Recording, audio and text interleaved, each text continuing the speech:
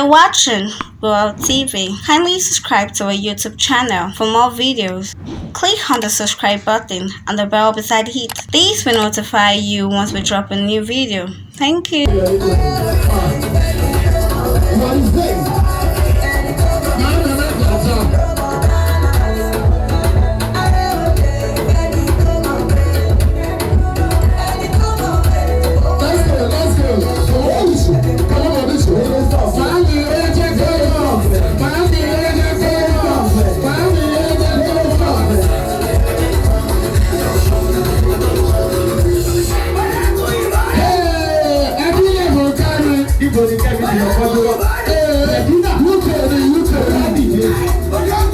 Everybody say, everybody say,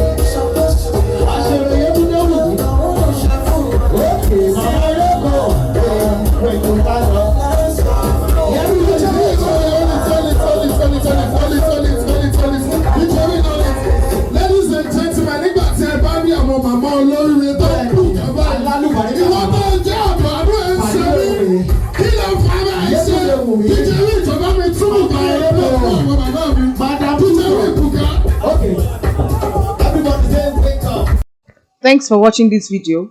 Please don't forget to click on the subscribe button. Kindly comment and share. We drop new videos daily. Thank you.